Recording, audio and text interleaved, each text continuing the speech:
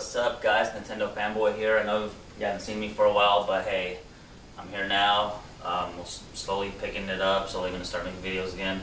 So I do want to apologize for the drought. Yeah, so anyways, there are tons of other videos. Go back and check them out. I'm sure there's videos you haven't seen from me. I also have another channel, of course. I've mentioned this once in a while, DarkFlame64. It's a little different than this channel. Check that out. I got tons of videos there. Basically, that channel, I know I just smash on people that diss on Nintendo, whatever. Okay, so anyways, let's talk about today. Today, let's just talk about the games I'm currently playing, what I'm looking forward to. That's about it. Nothing really big.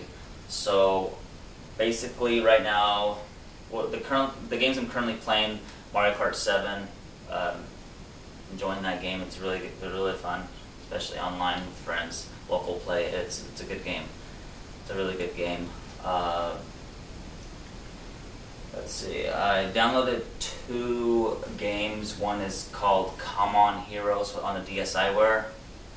It's a tower defense strategy type of game. It's pretty good. It's $1.99.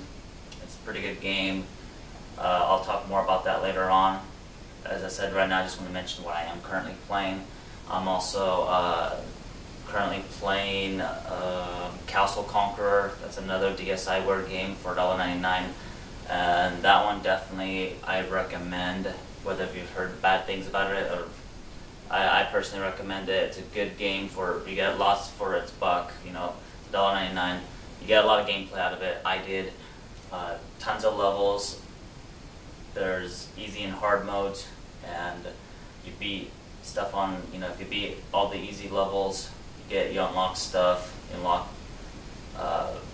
you get bonus strategy points, and same with when you unlock the hard modes, or when you beat them, you get bonus levels, hidden levels in every stage. The way the game is set up, it's set up in chapters, and every chapter there's a hidden stage. You beat hard mode, you unlock a hidden level within each chapter. So that's Castle Conqueror. It's also by Circle Entertainment, just the same developers as Come On Heroes. So Come On Heroes is, you know, going back to that, it's a little bit about.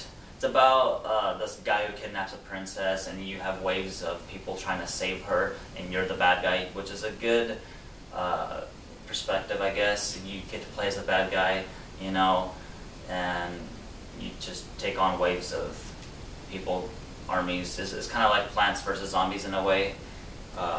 It's pretty cool. The only thing I really didn't like about it is that you have to hold the DS or the 3DS sideways. It's okay, other than that it's fine. I just don't really like holding it sideways like that, you know, like a book. But it's cool, whatever, it's a good game. What else am I playing? I'm currently playing Geist on the GameCube. I pre-ordered this game when it first came out. I never did beat it. I got to the last boss. It was a hard boss. I mean, I remember, it's a good game. Highly recommend this game. You never heard of Geist, look into it. I will be talking about this game later on. Really good game. It's a first-person shooter by Nintendo. Yes, it is by Nintendo. N-Space developed it. And why Nintendo didn't do anything with this on the Wii, I don't know. Wii U version needs to come, a sequel or something. I don't know exactly how the story ends on this, so I can't really say that they can continue on the story, but it has a good story. The story on this is good. There's a lot of focus on the story. It does have a good multiplayer mode, 1 to 4 players. And so let me read the back of this. It says, take possession. When a mission goes horribly wrong, you are captured and subjected to a ghastly experiment that rips your spirit from your physical body. Now you are trapped, forced to roam the halls of the shadowy Volks Corporation as a spectral phantom. As you explore, employ your hair-raising power of possession to control humans, animals, and objects to infiltrate the compound, solve puzzles, and strike at your enemies. Only by unearthing the dark secrets of the Volks corporations will you unravel the mystery of your condition and find a way to recover your human form. So basically, I mean, this game is so bad, it's so badass, that, you know, you start off as this guy, and you die. You die like on the first level. You get killed, and you're a ghost. And so you're a ghost who learns, you know, his power. You get to learn your powers, what you can do as a ghost. You know, how to possess people. So you can possess like guards. You know, to get to it. You need to do this kind of things to advance into the game and stuff. It's pretty cool. Really, like I said, I'm going to talk about this more later on. This game needs to be more recognized. It's a really good game. Really, really good game. To me, it's like a first-person shooter Zelda. I mean, like I mentioned, there's puzzles and stuff. I mean, you can see a lot of similarities between this game and Zelda and Metroid. And it's a good game. Not only is it a first-person shooter, but it does have those puzzles and stuff that Nintendo throws at you. So it's not just a. And you'll see what I mean when you play this game. And it does have some Easter eggs. You'll see, like, if you look in lockers and stuff, you'll see like Samus's helmet and stuff like that. You know, you gotta look around. You'll find Easter eggs to Nintendo Easter eggs. So I highly recommend this game, guys. Look into it. This is not a review, of course. It's just telling you games I'm playing. So I'm playing this too right now. Let's see. I'm also playing Def Jam Vendetta on the GameCube. I bought that too when it came out a long time ago. Just getting back into it. It's a pretty cool game. It's a fighting game. You have rappers like DMX and Ludacris and yeah, there's just a lot of you guys might be familiar with Def Jam.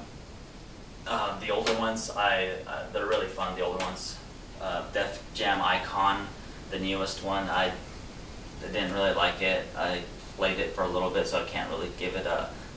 I guess I can't really judge it, but I just didn't like the experience that it gave me, so never did pick it up again.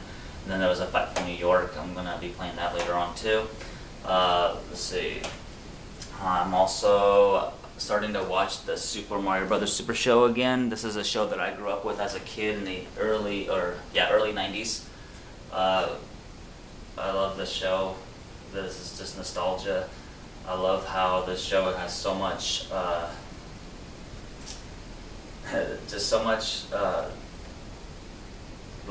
tons and tons of freaking good memories. You know, it's just Saturday morning cartoons. I remember watching this.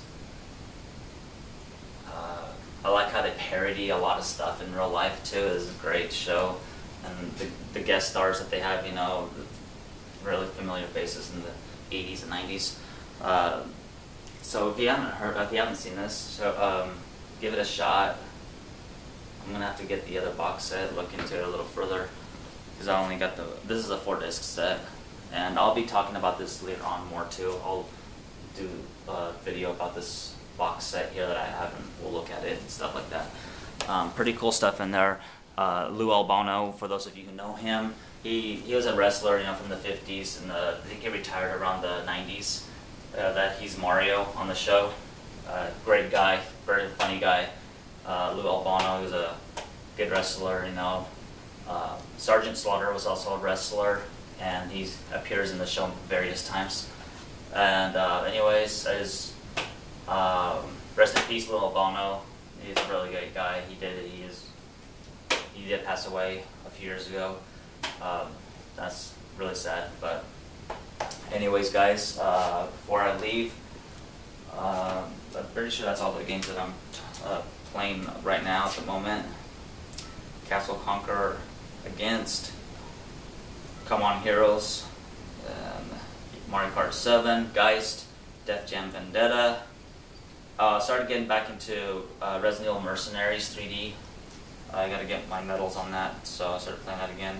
I'm looking forward to Revelations, of course. I already have that pre-ordered. Great looking game, great, sounds really great. The story sounds good.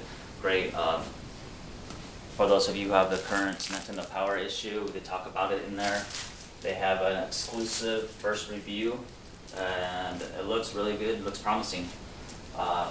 Circle Pad Pro, I maybe kind of iffy if I'm gonna get it or not. They recommend it. They recommend playing with it, so that I might get it just for revelations and whatnot. It, however, does apparently play pretty good without it, and just with its default settings. Let's see, what else am I playing before I wrap this up? Well, Swap Notes, of course. I've been on that a lot. For those of you who have friend requested me on a 3DS, I'll get to you. I'm not giving the cold shoulder. I am, however, like I stated earlier, I am limited to the people that I do limit. I don't just add everyone, but I will give everyone a shot. If you are a person that's idle or I don't hear from for a long time, I will delete you. So just take that to note, just so you guys know. I will delete people if they haven't been on for a while, unless if they tell me, hey, I'm not going to be on for a while, whatever, that's cool. But if I don't know what's going on with you, then I'm going to have to delete you, because I like to have active people. And not to be biased, I know I'm not on YouTube a lot, but at least I'll let you guys know, hey, I'm still around. Okay, I'm still around. So, like I said, if you guys want to see more videos of mine, because I don't come up with them as fast as I used to, check out my older ones. Check out my Dark Flame 64 channel. Check out on my channel. You'll see a link to that. Check it out. There are more videos on there. Check out my Death Kart video. For those Mario Kart fans out there, check that out. It's a great game. Great video. Let's see. I was playing Mario vs. Donkey Kong for the Ambassador program a little bit. I got into that. There's tons of games I still got to play. Okay, well, I think that's it. I'm going to wrap this up with just this little thing I got here. Where'd you go? There you are. Alright, here. I hope you guys can see that pretty good.